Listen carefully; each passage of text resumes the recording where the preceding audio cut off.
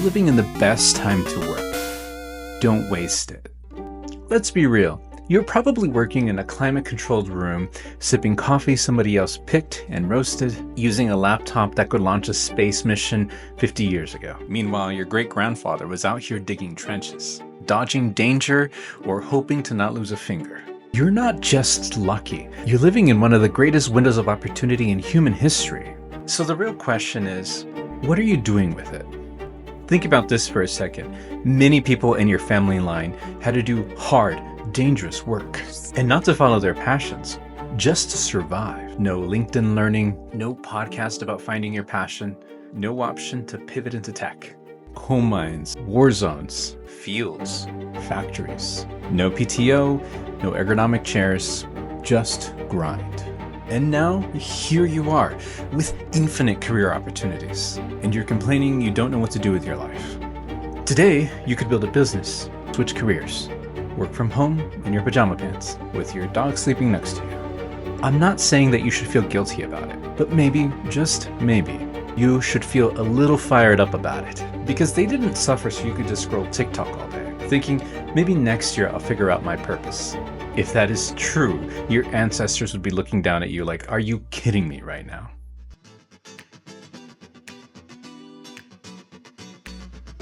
You have access to tools that every great mind in history didn't have.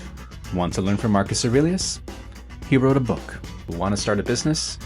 YouTube University is free. Want to master Excel? There's TikToks for that. That's both amazing and terrifying. We have more tools than Da Vinci, Einstein, and Steve Jobs combined. And yet, most of us are drowning in opportunity, but dying of distraction. We binge Netflix while our dreams starve. We complain about our jobs while sitting on almost infinite computer power. We'll research the perfect morning routine for over 6 months instead of just waking up 30 minutes earlier. We have the tools. We just don't have clarity.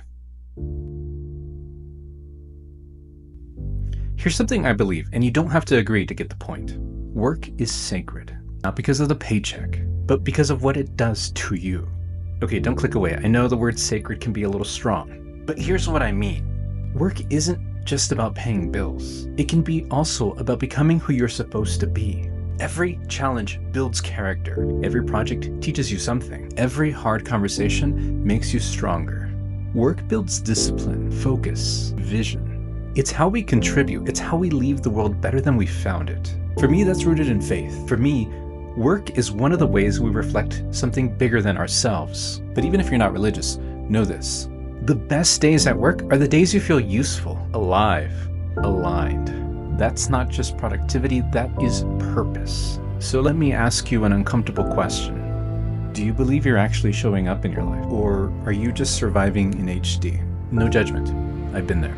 I've had seasons where I was just surviving Mondays, where I confused busyness with progress. But eventually I had to ask, what kind of man do I want to be? What example do I want to set? And who loses out if I keep playing it small?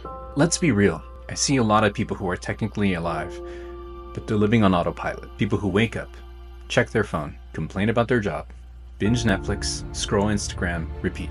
It's like Groundhog Day, but with better snacks. I've had months where I was just collecting paychecks and pretending that was enough. But when I think about being 80, I don't want to be the guy who says, I could have done something, but I never tried. It's likely that your great-grandfather and other ancestors didn't really have a choice, but he also didn't have regrets about wasted opportunity. You have choices, which means you have a responsibility to make them count. Your career doesn't have to cure cancer, but it should mean something to you.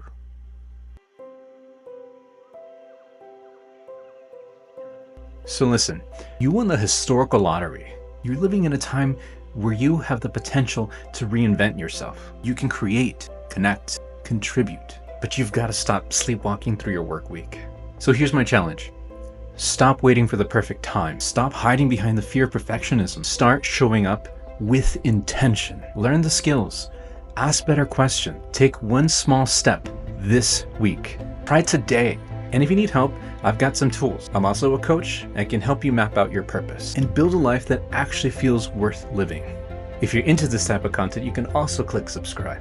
Because this moment right now, because this little blip in history where you've got the freedom, the tech, and the opportunity, it is special, and it would be a tragedy to waste it.